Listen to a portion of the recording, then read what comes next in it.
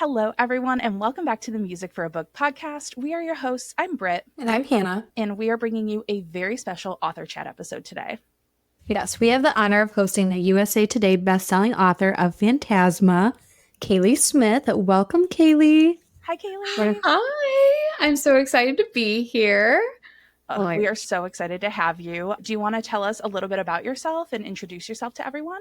Yeah, so I am a romantasy author from Louisiana, and I am a recent SoCal transplant. So I have been in California in the last few months. It's been so wonderful. Definitely a huge change, but I am pretty much just chilling over here, writing books. Is what I do almost every single day. Phantasma is my adult debut, so it's been such a whirlwind, very different from my YA, but I'm so excited to talk about it. And what an adult debut this was. I mean, come on. In this author chat episode, we're going to be chatting with Kaylie about all things Phantasma, the creative process, what's next. Also, spoiler, if you're not following her and you haven't seen, it's like everything incredible. I'm so freaking excited. So just a heads up, we have a lot to cover today. Yes, we'll be talking openly about Phantasma, so it means spoilers will definitely be happening. So if you haven't read it yet, why haven't you? Spooky season might be over, but you still need to read this book. And if you don't want anything spoiled, we ask that you pause the episode and then come back later so you can enjoy everything along with us. Yes, exactly. And spooky season is year-round, in my humble opinion. So I agree. You can read it anytime. It is. Now, Kaylie, do you want to tell us a little bit about Phantasma in your own words, like a summary, synopsis, anything like that? Yeah. Okay. So Phantasma is about a necromancer named Ophelia who recently lost her mother. And her little sister Genevieve decides, in order to save their family estate, to go into this haunted house competition called Phantasma. And there are 9 trials based off of the 9 circles of hell that they have to survive. And in order to find her sister and get through the trials, Ophelia makes a Faustian sort of bargain with a very hot phantom named Blackwell. So love it. And on the podcast, when we read and review books, we assign songs to the books. So we did ask Kaylie to assign a song to her own book, which I'm sure she has dozens, because I feel like that's how it works. And we've each also assigned a song. So we'll go into the details about like the lyrics and stuff later. But Kaylie, what song did you come with today for Phantasma? But Phantasma has always been very Iris by the Goo Goo Dolls to me. Very Iris coded. I listened to that a lot while I was writing it too. So there's definitely like homages to that song in there. I love it. Very random, but Hannah and I are recording our birthday episode and I picked Yellow by Coldplay, which I then likened to say was like Iris by the Goo Goo Dolls, where it's like one of those most iconic like songs that just like holds its own and stands the test of time, which is a very long-winded say. Yeah, go ahead. I was about to say, can I just say that's my favorite song of all time? Yellow. Really? I'm not kidding. Yeah, it's so good. Lyrics tattooed on me. Like, I love that song. That was my first dance song in my wedding. I'm obsessed. I likened it to Iris, where it just like holds its own, like in its own category. So obsessed with that. And then for me, y'all know we're Swifties. The first song that I thought of while I was reading this book, and the one that stuck with me the whole time, is "So It Goes" by Taylor Swift. Obsessed with that song. It feels very Ophelia and Blackwell to me. I agree. I also love that song. I think it's incredibly underrated in her discography. So agreed. Yeah. Agreed. So my song, I worried it was like too on the nose, but it's one of my favorite songs outside. And I've almost picked it for the podcast so many times, but it never felt right. And so when I heard the main character's name in this book, I was like, done. This is my song. So I picked Ophelia by the Lumineers. Because I just love that song. It was on my short list for my daughter's name too. So like, I love the name Ophelia. But oh my gosh, the song fit too. No, my partner and I, we're not having children, but like if we were, that was like our number one name. I love her name. Also, just like the Shakespeare origin of it, and I love the Lumineers song too. So that's also on the Phantasma playlist. So great picks. Yeah, thank you. Obsessed. In these picks too, we have a season playlist, so these will be added in order to our season playlist. But now we're going to talk a little bit more about the book itself, about Phantasma, about the process. So Excited to dive right in. And why don't we just start with like the basic, like what was the inspiration behind Phantasma? How did you come up with this concept? Where did everything begin? Phantasma was sort of the perfect storm. It had a bunch of elements of things I've been thinking about since college. I have a fine arts degree with a concentration in art history. And so I took a lot of literature classes and so many art history classes. And two things, it was separate semesters, but like two things that I took extensive notes on and I was particularly interested in were Dante's Inferno and also like Phantasmagoria itself, which is a sort of like art medium. Phantasmagoria is described as like the sort of dreamlike appearance of images, whether they're real or not. So it's an image quality sort of situation. And they used to use these like projections to make like ghosts and apparitions and stuff like as an art form. It's really cool. I feel like it's maybe very niche. Phantasma also means ghost in other languages. So it was just, I love a good word. And I remember writing it down and being like, this would be such an excellent title for a book. And then I forgot about it naturally. And then Dante's Inferno, I was just obsessed with. I don't get into it a lot because I know it can be kind of like a touchy subject, but I was raised Catholic. I am not a practicing religious person though. But like I call it the lore. Like I have all of that lore and imagery and like all the influences in like modern horror movies and Dante's Inferno. And it just fascinates me because it's like when you have the education on a subject, but you're looking at it as like a very non-partial, like outside party, I think it's fascinating. Yeah. So I was just like, if you take the religious aspects out of this is like so creepy, like the 9 circles of hell and sin and punishments. And I was just like, that would just make a really cool book. But I didn't really connect those pieces until later, like when I was sitting down to kind of brainstorm what I wanted to write. I was working on something totally different and I was just not really in the mood for it. And my OCD was getting really bad. I've been diagnosed since I was like 6, but just like, I feel like when you have a mental disorder, I feel like it's a roller coaster with a lot of different things like medications and therapy and stuff like that. And I was just at a point in my life where I was just like really just chilling, like raw dogging life. Like my brain, and it was just acting up so bad. And I was telling a friend about it and they were like, you're like a living horror movie, like affectionately, but like that's terrifying. And I like sat back and I was like, wait a minute, you're right. I feel like that kind of just goes hand in hand with like psychological horror and like what's real and what's not real. And all of those elements ended up just being like coming back together. It was so long-winded, but I love that. No, but going back to your like religion point, I studied my degrees in religious studies, and everyone's like thinks like, oh my gosh, you wanted to be like a pastor or a minister. I'm like, no, but I think it's the same thing. Like I just was so fascinated by everything once you take the religion out of it, because I don't practice anything either, but just that fascination, everything. I think that's why I liked a lot of aspects of this book, because I could see that. Yeah, it's like the basis of so many different cultures too. I think also people's need to also be part of something that's bigger than them and stuff like that. I think those are all just things that are very fascinating and sort of inform the world building of this world as well. Like immortality, especially like when you're immortal, it doesn't really concern you being like morally gray or evil, right? Because like you're never really going to have to face the consequences of that. You're going to live forever. So I love that part. Yeah. That's so cool. Since this was your adult debut, what has the reaction been so far? Is there anything that like surprised you about user reactions or anything that really stood out? This like blew up. And I don't think I expected it at all.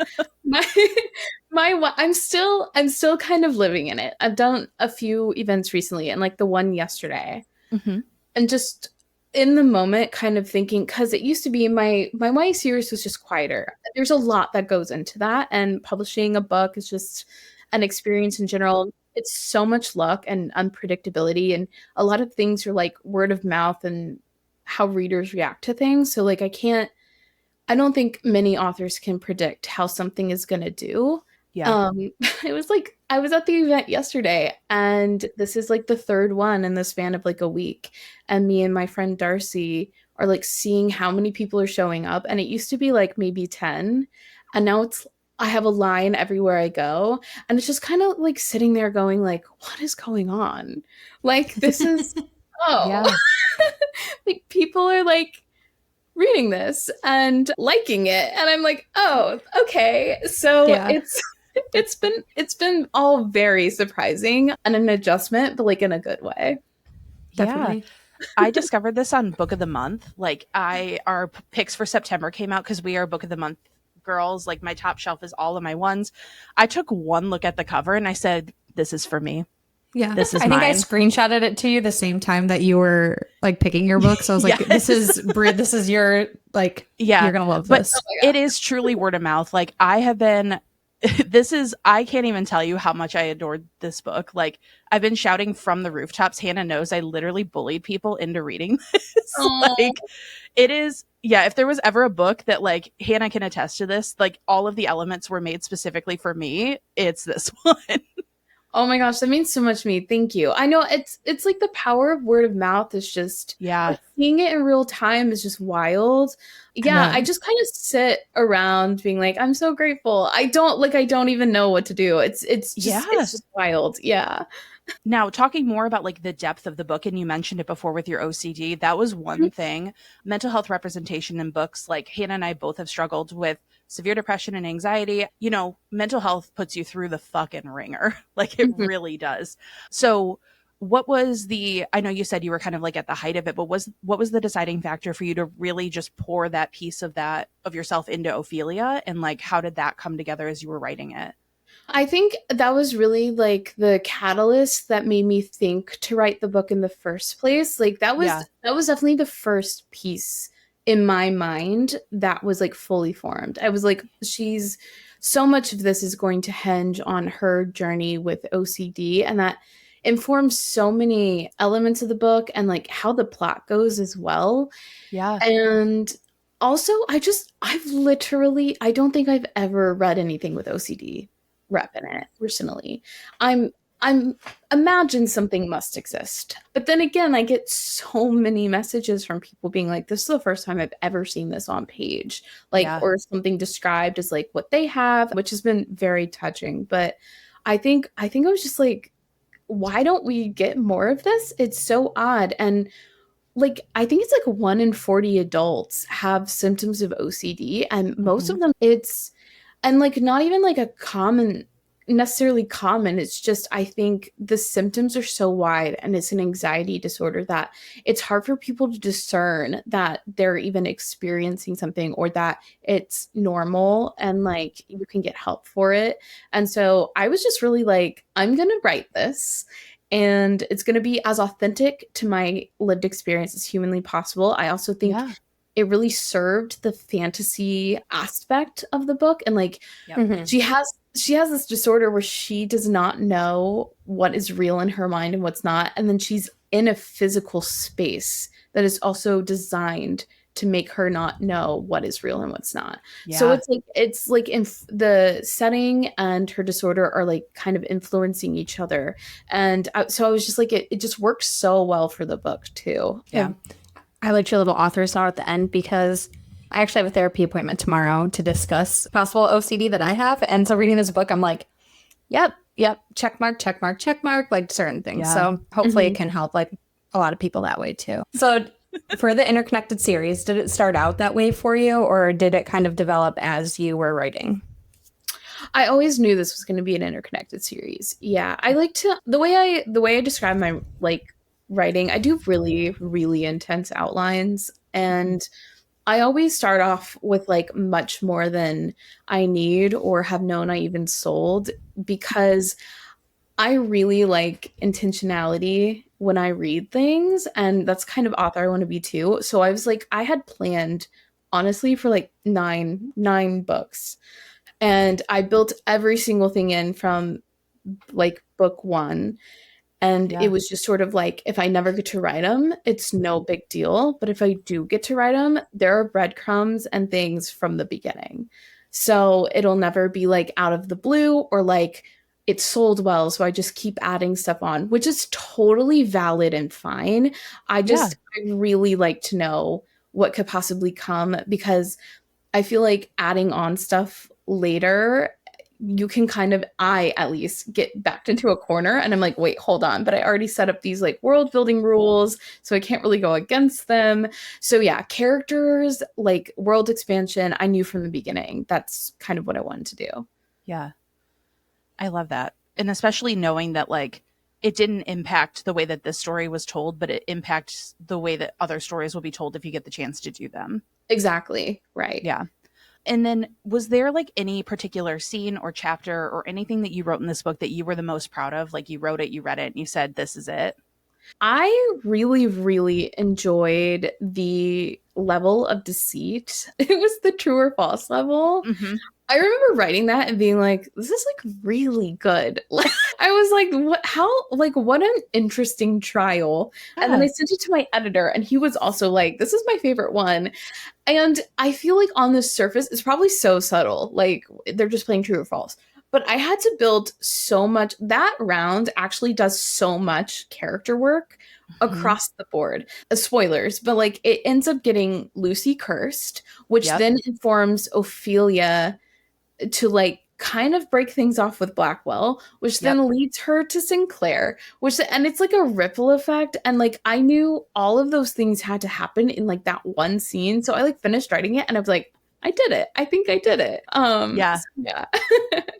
No, it's such a good, that was one of the scenes too. Like the whole thing was very atmospheric and so much fun. But that scene in particular, as I was reading it, I was like, oh my God, what's going to happen?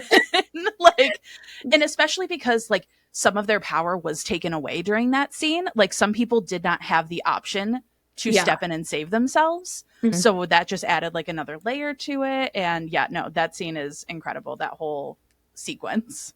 Yes, I was stressed in a good way.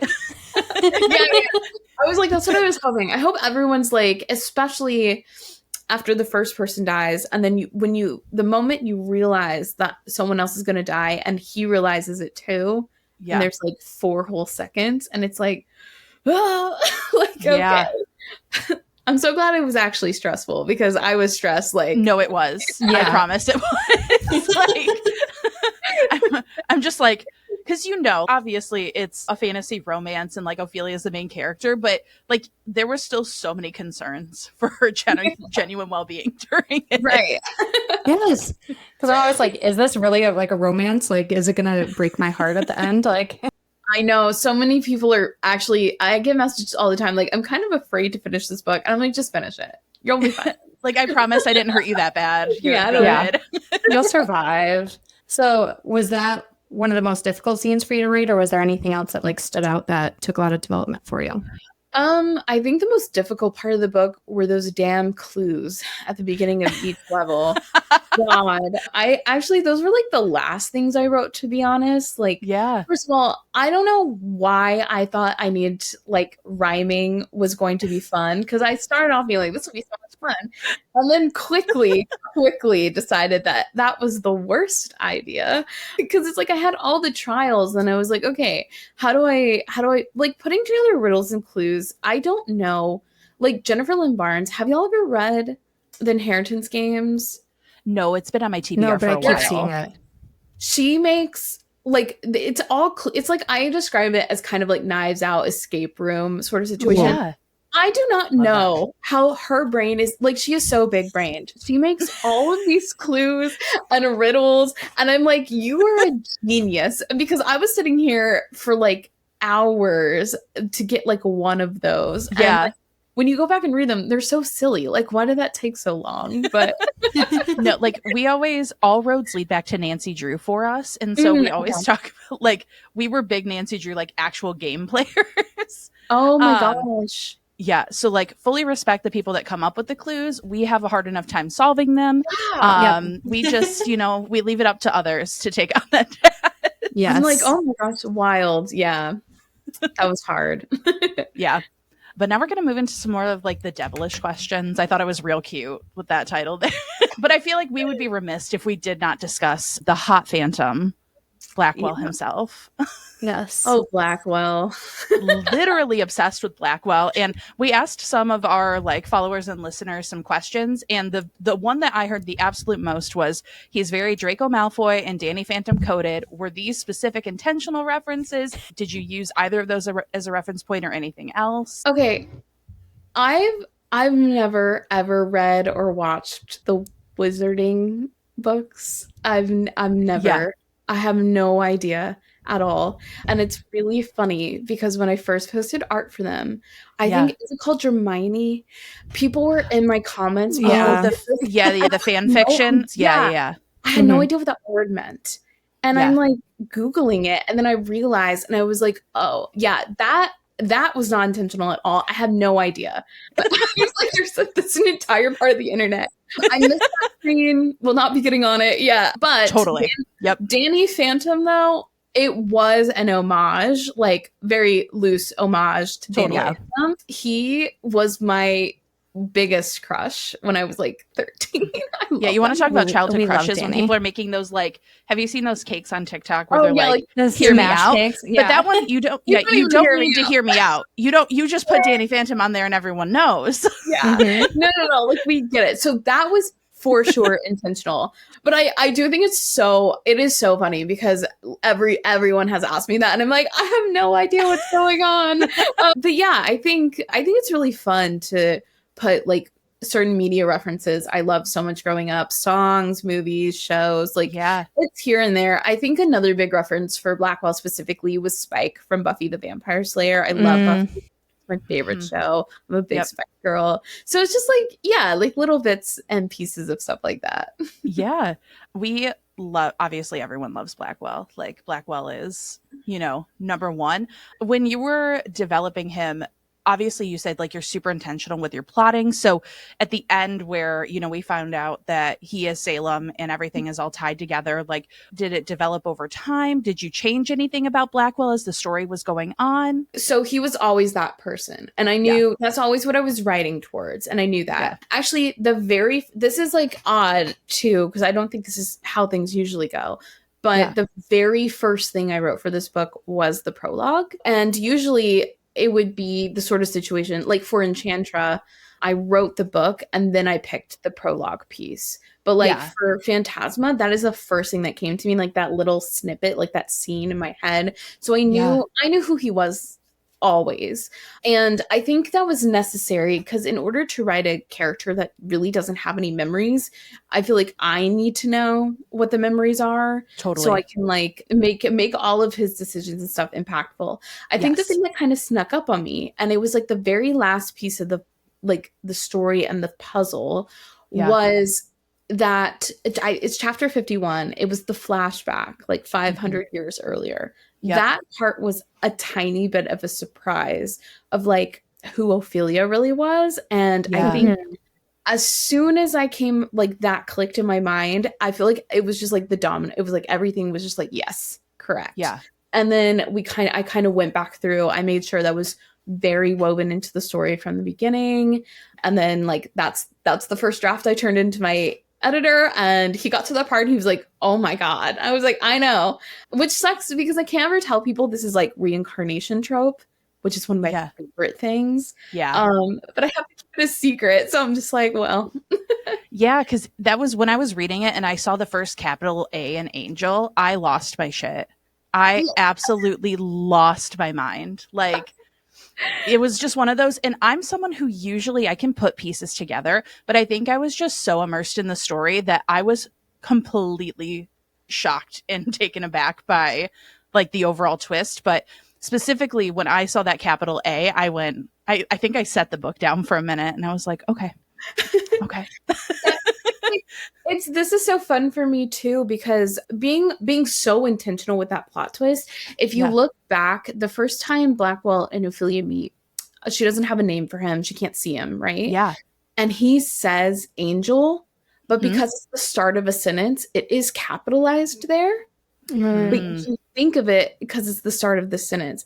And I had to be so specific and intentional with that because I knew if he said it in the middle of a sentence and it was capitalized, obviously it's an immediate dead giveaway. So it's just like those are the sort of bits that I went back. And so it's like, it's there from the beginning. Like he had a brief flash of some sort of recognition, but then he immediately loses his memories when he sees her again. So those little like threads were very, very fun to do. Yeah. I know. I want to like listen to it again. I like listened and read it like back and forth just between my life, you know, this last couple weeks.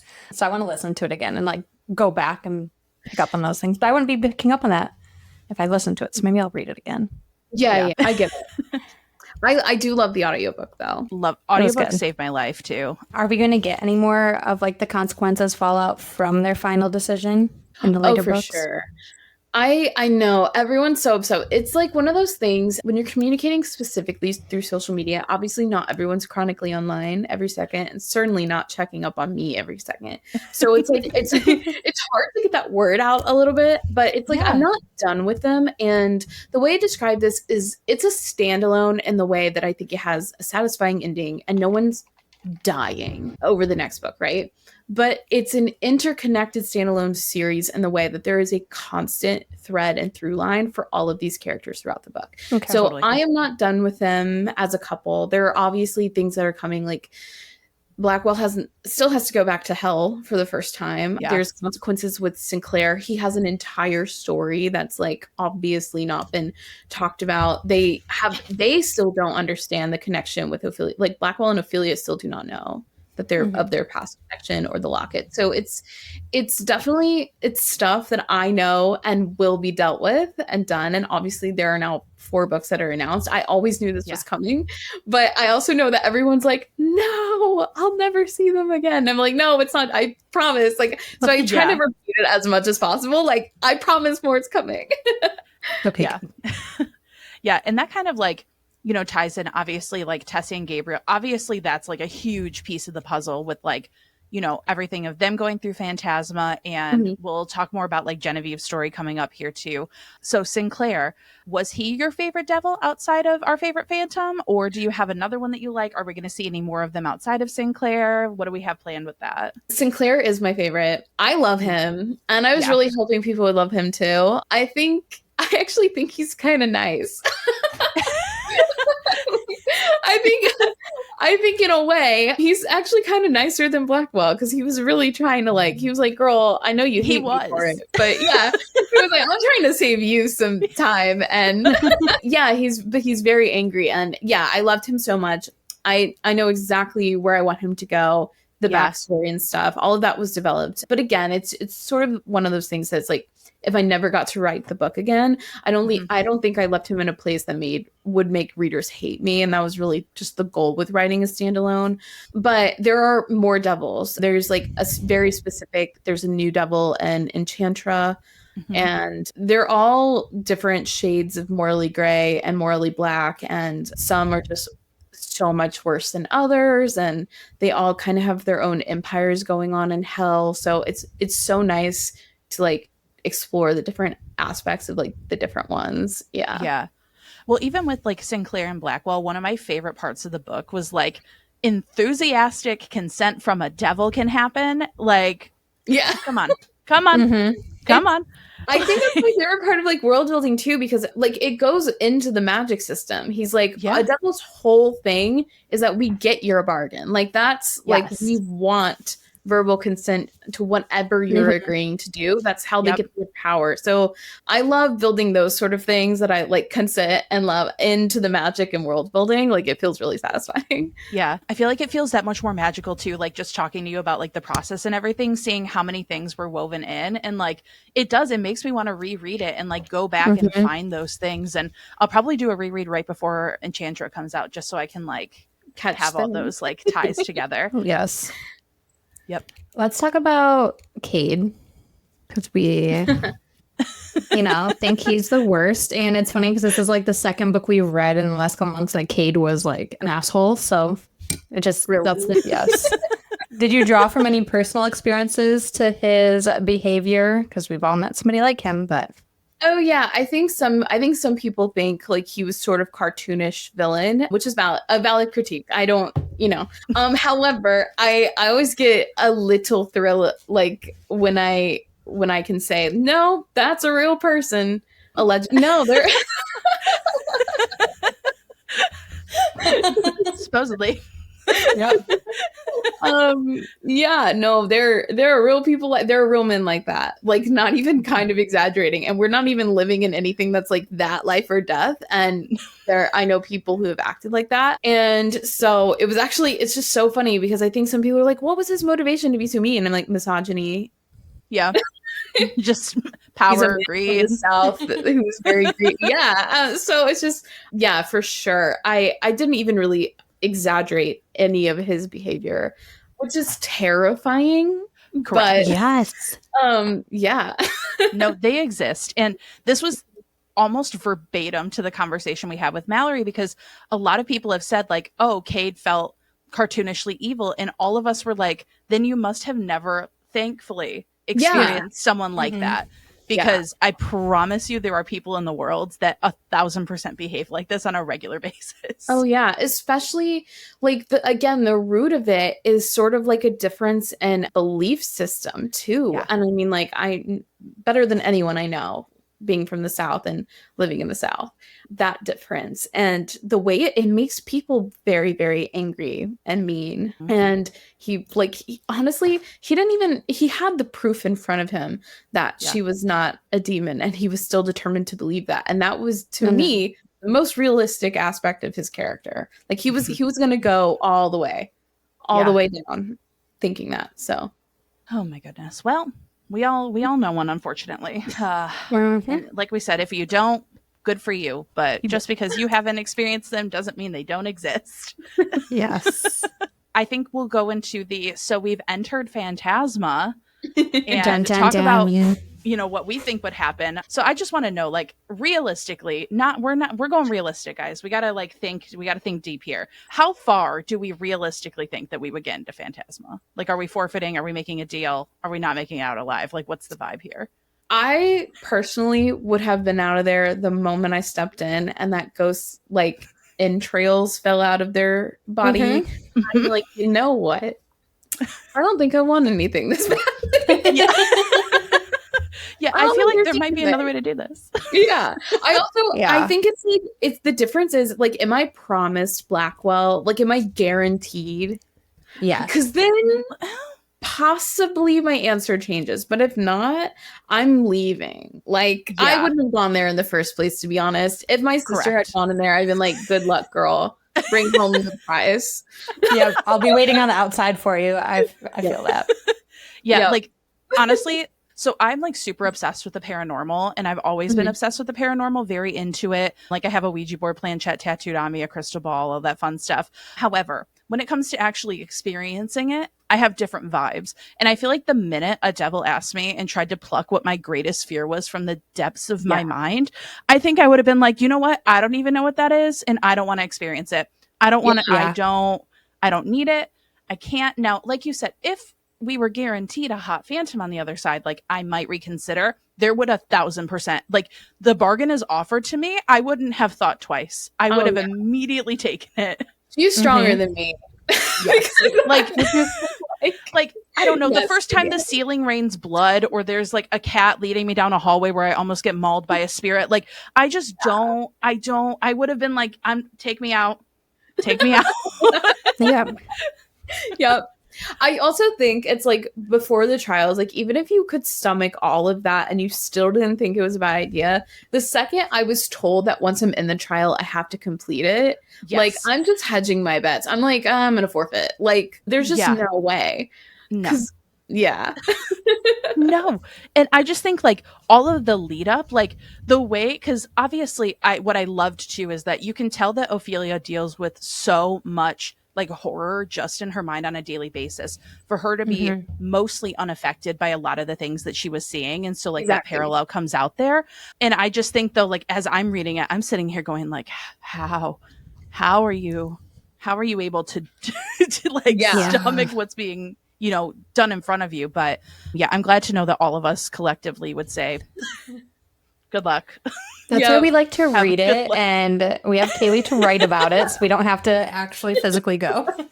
Exactly. Yeah. It's so fascinating to explore because I'm always safe and cozy in my little book room. Yeah, because like it exists up here. Right. And you get to make the rules. Like, you pick what happens. Yeah.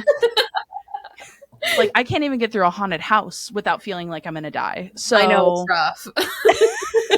Yeah. What do we think our worst fear would be in the trials? Dude, I have so many. I was about to say, so many.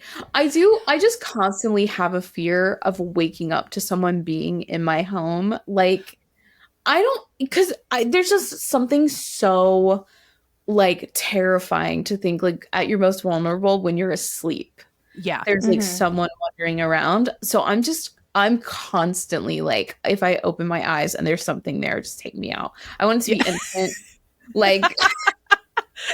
Just get rid of me. Yeah, just I'm done. I say this about like the zombie apocalypse and stuff too. Like if the world was ending, I want out on impact. I don't even not even first wave on impact. Like I'm done. I just talked about this. So at work, we do a thing called Hell Week, and our theme was the undead training camp. So it was all zombies. So I was talking with our members about, like, do you guys want to survive a zombie apocalypse? And some of them are like, I feel like I could make it. And I was like, I am chronically ill and I wear contact lenses. Like, I just get rid of me now. Yes. Like, the glasses thing alone, I'm done. Like, yeah. I have to take medication. I'm not robbing anything. Yeah. I don't want to rebuild this world. I have allergies. I can't do this. You know what, that too. If you're gonna come to me and ask me to start building stuff, that's also it. I'm so sorry. Like, I have one skill and it's like writing silly little stories. Like, I'm not building anything. These hands are soft. They're moisturized. No, I have so many inherent fears, and I feel like my deepest, darkest one is one that I probably like need to like go back to my inner child and resolve. So like, I'm so afraid to explore what that might be. And honestly, like, I'm really mean to myself in my head, so I don't want to know what like a devil would take that and like do with that. Like, right. I don't want to see it. I mean, kind of like Ophelia too. Yeah. Like, I mean, yes. I think it's, oh my gosh. No, that was definitely some self-exploring there of like her worst fear being what she would do to herself. Like, Yes. that's what I mean. Like, you're so mean to yourself and it's like, oh my God. Yeah, I don't even know, to be honest. No. Yeah. No. I have nightmares all the time. Well, I have nightmares all the time. So I feel like I do live my worst fears a lot because I can remember my dreams and I like very lucid dream, but I can't move. You know, I'm aware. So if any of those came true, like kind of similar to you, Kaylie, where like somebody's in my house and I'm like in bed and I can't move and I can't wake up. And I like, So there's a lot. There's a lot. Yeah. Yeah. And this is why none of us would enter Phantasma. Right. Yes. They would have a lot to work with me. Now, but if we like, okay, if we had to pick one trial, like we had to complete it, what do you think you would be most successful at trial wise? I think I could do the fraud one. I think I could do that one because it would be my husband. And I know him so well. Like, yeah. I mean, I would know all the questions to ask, like everything. So I think possibly. And I mean, like, I feel so bad because I've answered this before. And he's like, so you'd risk me dying is what you're saying. You're like, honey, I had to pick one that I have to win. My answer is, and I love him dearly, but my answer is yes, because I risk you dying, but I would technically still be alive. So at least one of us is living. At least I'm living. Like, I'm saving my... And then, of course, it turns into, like, would you want me to die? Like, would you keep going? But, yeah, I think I really do. Question. Yeah. I do think I could do that one, though. Or maybe, like, Lust. I feel like I could do Lust. So, yeah. Hannah, mine was fraud too. Fraud too, wasn't it? Mm-hmm. Yeah. And I thought I'm like, I could definitely figure that out. I could figure it out. Yeah. I don't have, like, I am all alone out here living the fun little single life. So whoever they put in there, I would be terrified for because it could be so many people, one of my parents, something like that. But I think that I could do deceit. I'm pretty good at reading people. I'm pretty observant. I feel like I could have picked up from like the conversations at dinner before each of the trials. I feel like I would have my best bet at that. Like losing all of my senses, anything where I like there's flames or like people are fighting, count me out. Yeah, count me same. out. Not gonna happen. But yeah, I think Deceit would definitely be mine. Probably followed closely by Fraud as like my secondary backup choice. Yeah. I would like to think I could do Deceit, except like if I don't have that skip button, I do fear that people would easily be able to convince me that whatever they're saying was true. So Yeah. like Yeah. I'm just so worried. I feel like I would have to just go by like gut instinct. Like I would just have to like just go for it, which we know didn't work out great for some people, but that's okay. Maybe I would do better. Yeah, I was also saying, to be fair, like you did not have to hit the button that quickly, but that's so true. That is so true. I was writing it and I was like, this, I mean, it feels very right for the character, but I was like yeah, chill, like calm down. Like you don't have to do that. Why are we doing all that? Oh my gosh. Well, we definitely would survive Phantasma, y'all. We definitely would. If Kaylie was writing it, we would. If Kaylie would save us. All right, so now we have so much to talk about real quick about like what's next, because you have so many exciting things. You were posting like post after post, and I was just sending them all to Hannah, and I'm like, I don't know what to do with all this information. I know, I have to make like a rundown video because I was like, this is a lot. I know. It's so exciting though. So we are excited for Enchantra. Yes. Yeah.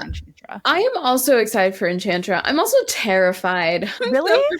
I've never been so terrified. Yeah, it's kind of like when it's just like me writing, like again, I never expected anything from Phantasma. Like I just wrote the book I wanted to write, and now I'm being so perceived, and now I'm like, oh, Enchantra is different too. Like it is in a lot of ways. I think it's funnier. There's like a huge sibling dynamic to it. The relationship is very, very different. It's not as like horror adjacent either. Like the vibes are different.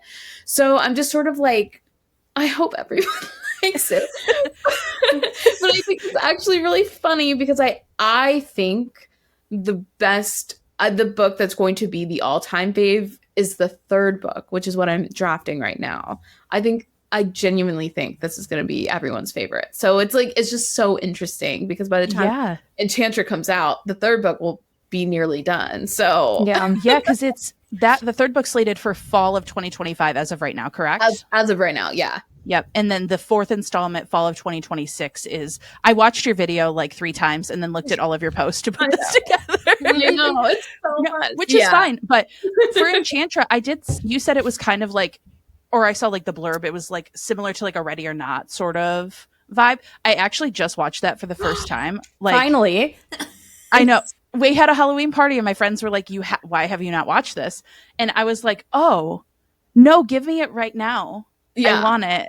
Like, it's a god tier movie. That's genuinely top 3 movies for me. Like, I love Ready or Not. And this is absolutely an homage to that. Like I love that movie and every aspect. So yeah, I think people who are fans of Ready or Not will like Enchantra, but it also has a sort of strange whimsical like magic vibe to it as well, because it's also like the Labyrinth. Have you ever seen David Bowie's Labyrinth? Okay. It's a little of that too, so it's just interesting. Yeah.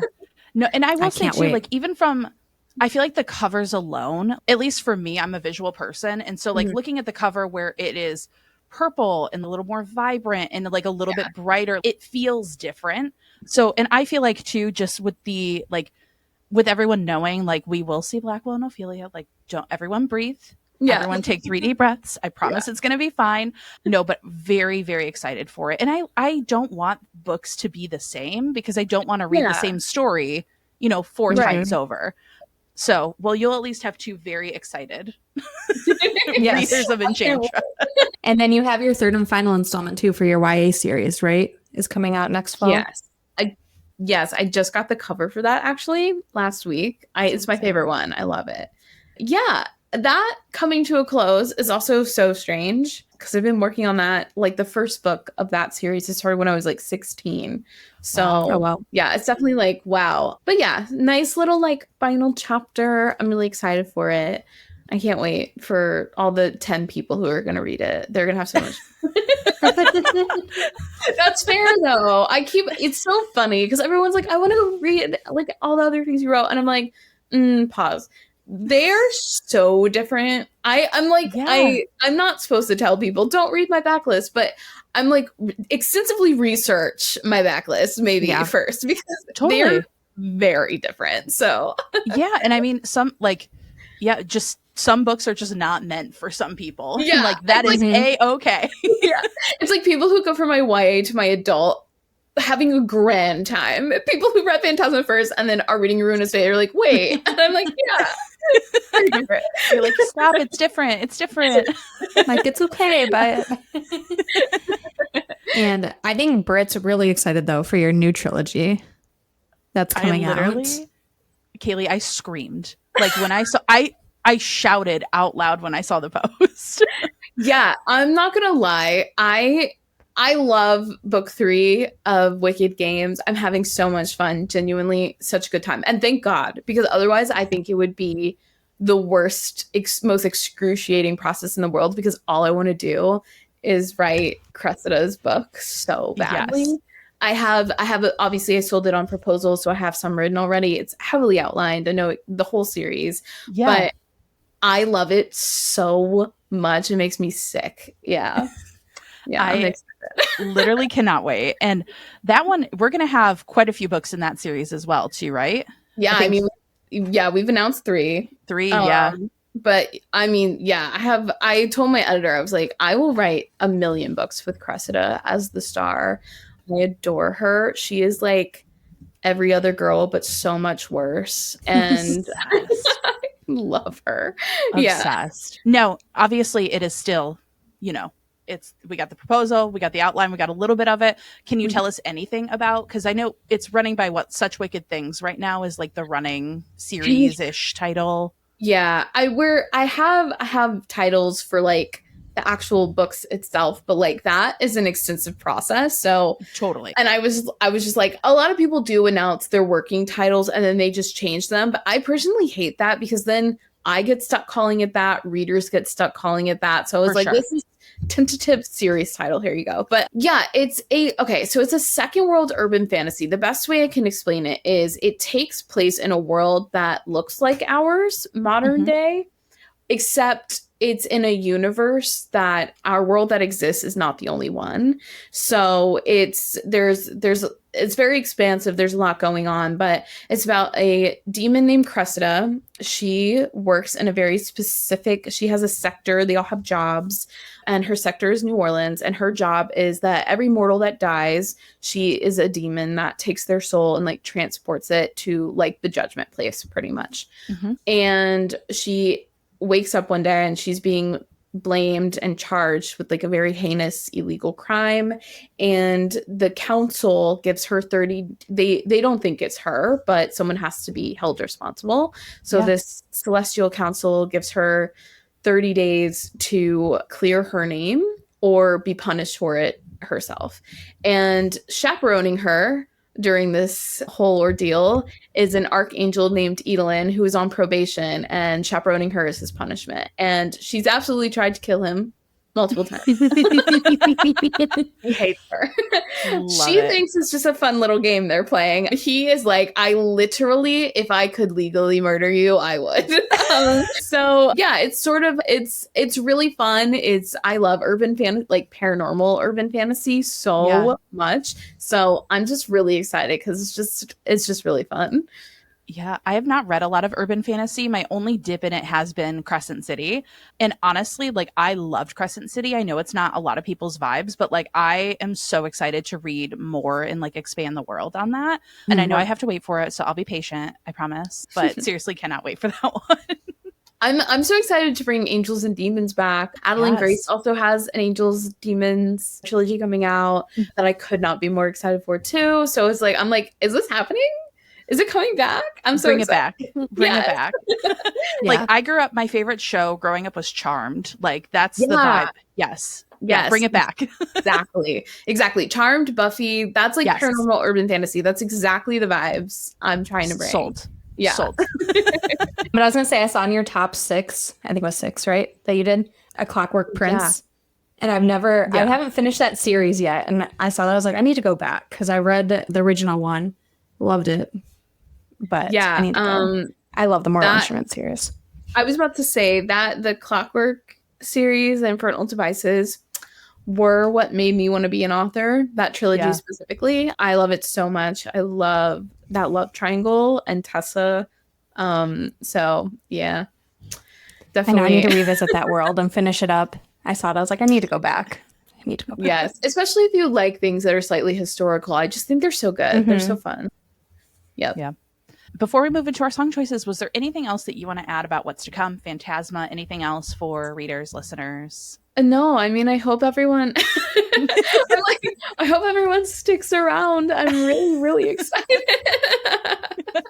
Yeah, don't worry. I'll make so many TikToks just demanding that people read them. I actually made a very aggressive one, and I got a lot of people to read it. So, oh, yay! Thank you for your service. I held it up, and I was like, "What are you doing? Go read it right now!" But I did tell a couple of people, I was like, "Don't read it. This is not for you.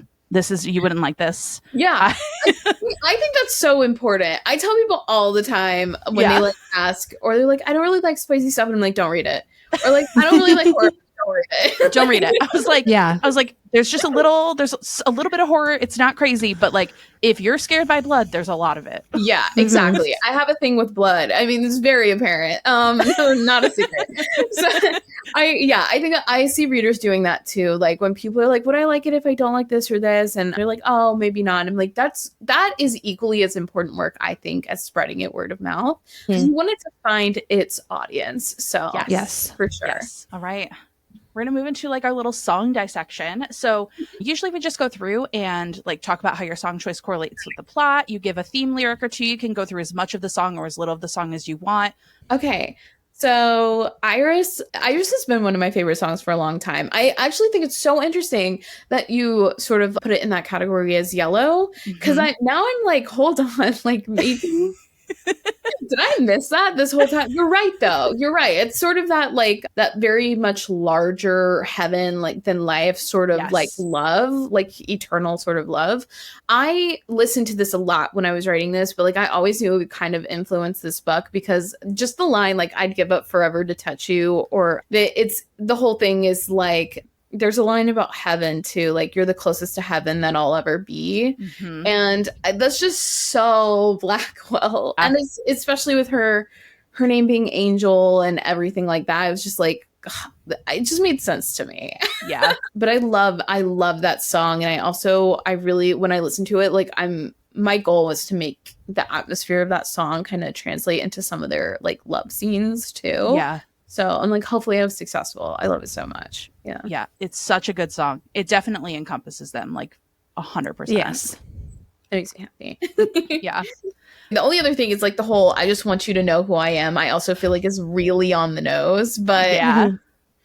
I mean, yeah, he's like, that's like, even if he doesn't know himself, I think that's part of Blackwell's character. Like he can't remember himself, but he is just so overjoyed that she knows at least the version of him that she's been presented with. Like he in the bathtub scene, like he's very touched. He's like, I've met a lot of people in here and not a single person would have been able to tell like it was me in like that game of lust. Like, and she knew almost immediately. So anyway, that's it. That's my I'm obsessed. I love it. So I did So It Goes. Like I said, this one was I listened to it and I was like, yeah. But it's just immediately See You in the Dark, All Eyes on You, My Magician. Like, you know, you make everyone disappear. Specifically to like Gold Cage, Hostage to My Feelings, Back Against the Wall. Like, I mean, it's almost like Taylor like went back in time or went forward in time, read this book, and then wrote the song based on it. But the specific one too, like we break down a little bit when You Get Me Alone, It's So Simple. Like their whole relationship was like all she wanted was, obviously we know that there was way more to it, the deep internal connection and all that, but like all she wanted was a distraction. And as soon as her and Blackwell were alone, it was like everything else fell away. I'm yours to keep and I'm yours to lose. I'm not a bad girl, but I do bad things with you. But this one too, I make all your gray days clear and wear you like a necklace. And so with the heart-shaped locket and with everything going on there with the reincarnation, I loved it so much. But very specifically too, like, you know, come here dressed in black now. But you did a number on me, but honestly, baby, who's counting? And she counts to 3. And I was like, that's just such a representation of all of Ophelia's struggle with her OCD, with the voice in her head, with the 3 taps, with the 3 knocks. And yeah, I think So It Goes, like you said earlier, is super underrated, super underappreciated. And as soon as I heard it, like I said, that's my girl. No, you're so right. It's actually, I mean, I love So It Goes is like probably, okay, Ready For It is my favorite off Reputation. I also think that's so underrated. I'm sorry. In the middle of the night in my dreams, you should see the things we do. What? But like Ready For It and So It Goes and Dancing With Your Hands Tied were always my favorite. And I like, it always surprises me how many people don't know So It Goes, but I always have Taylor on always too when I'm writing. And I kind of like, I always wonder like some of these things in the back of my head. This song though, you're right. It's like so indicative of so many aspects of the two of them. And even like the honestly, baby, who's counting, like thinking about, it's like the king is counting down as well, right? Like years until they're going to be together again. I love every facet of everything you just said. Thank you. Playlist. Yeah. I don't know. It was one of those, like, I think it's because we relate music to all of the books we read so often that I very much now am like always thinking referentially. But I think even the vibe of it too, like we talk like cinematically, like I don't know if you're like because I know some people aren't, but super, super visual people. And so I can see scenes play out in my head. And I feel like this would be in the background of like one of their scenes together. Yeah. Oh, listen, if anyone is ever silly enough to give me an adaptation, and by silly, I mean, like, I so sorry to everyone because I will be insufferable. As you should be. As you should be. As we will be too, so. Yeah. Like, no, I'm not kidding. These songs, top of my list to be like, hey, you know what you should play during the blood rains? Why don't we just call Taylor up real quick and like ask her? Right? No, literally. I feel like if I was to pick a Taylor song, Britt, I would have picked the same one because I'm a rep girly to my core. But I did pick Ophelia for obvious reasons. But I mean, the chorus, right? Like, you've been on my mind, girl, since the flood. Oh, Ophelia, heaven help a fool who falls in love. Like, is that not the vibe right there? Like, yes. Yeah. And the whole like song just, it was stuck in my head the whole time, but like playing in the background because it's like such like a upbeat, but also like kind of a sad song. I don't, you know, it's just that vibe, but I love it. And I love the name Ophelia, so I had to. I know. I do love the Luminaire song is like the first one I thought of too, but also just in the way like heaven help the fool who falls in love is. Yeah. I mean, the entire game. Yeah, right. So, yeah. Like he literally, she's walking in and he's like, oh, I just took your greatest fear. And by the way, don't fall in love. Yeah. And she's like, I'm going to like a paranormal competition. Why would I ever fall in love? That's like, that's but heaven help the fool. Suggest. What a weird thing to say. No, I literally every time I hear that song now, that's all. It's like she's all I think about, which is so funny. Yeah. So. No, Taylor is constantly on like a full loop. I have a Taylor inspired tattoo. Peace is my favorite song of all time by her. Okay. And so I have a Peace tattoo. The vibes of Taylor just run through my veins, basically. I don't think I could possibly write a book that doesn't apply to one of her songs. I mean, like obviously Haunted is also sort of like on my list. Yeah. Too. I have so many Taylor Swift tattoos. It's probably a problem at this point. I feel like it's fine. If I were ever to meet me. One of my favorite songs though is Treacherous. And I have a Treacherous tattoo. It's again underrated. It's one of my favorite songs. Yes. Yeah. The whole like nothing safe is worth the drive. Just that alone. And in my head, that was also kind of always playing like this hope is treacherous, but like I like it. That really reminds me of them as well. I mean, there's just so much, like so many. People are always like, why do you love her? And it's like hard to explain because Taylor Swift, the billionaire that they know, like Eras Tour Taylor, is not the same Taylor. Like, I mean, not in good or bad ways. It's just not the same Taylor that I grew up with. Like, I was like, this woman raised me since 2006. I was 11. Okay. like it's just like her music has been the soundtrack of my life for so long. So it's like just that I just find myself like every time I finish a book, even if it wasn't intentional, like I'll be listening to a song and it'll just click in my head like, oh, this absolutely like, influenced some sort of atmospheric or like entity in my work and stuff. So yes. I could do 3 hours of yapping over all the most underrated songs in her discography, and the first ones on my list are Treacherous and I Almost Do, because for as decorated and like well acclaimed by fans Red is, I'm like, why are those never discussed? I have a problem with it. Like, what do you mean? I'm like ever. I never see them discussed, and I'm like, no. I need to talk about this more. Yeah, we will discuss it. Yeah. Yes. I love it. I've had so much fun. This has been such a blast. Huge thank you to Kaylie Smith for joining us again today. Be sure to read Phantasma. Please pre-order Enchantra. Please. I know we're all going to love it. So where can everyone find you and support you online? I am most active on Instagram if you want to look into my daily chaos, but I'm also on TikTok, and my usernames everywhere are Kale's Moon. Everyone asks me why. I'm in a relationship with the moon, but also Kaylie Smith is the most common name. None of the handles were available, so I was like, I'm just gonna make my own. But yeah, Enchantra's coming up next. I have a big book year next year, so definitely a lot of art and a lot more things to come that I'm really excited about. Cannot wait. Yes, we are so excited to be on this ride with you and be fans of yours. It can be Kaylee's, like Swifties. I'll be Kaylee's. We'll find a name for it. We'll workshop it. But after you follow Kaylie, please follow us as well on Instagram, TikTok, and also our Patreon. We would love to hear your book recommendations too. We want to know what you're reading and want to know what you want us to cover going forward. So we can't wait to see you on our next episode. Yes, our next episode too. My birthday is coming up on the 10th. Hannah's is on the 11th. So Wednesday, November 13th is our birthday episode. And we're covering and yapping about all 16 books in the Sarah J. Maas universe. So get ready for that one. Yes.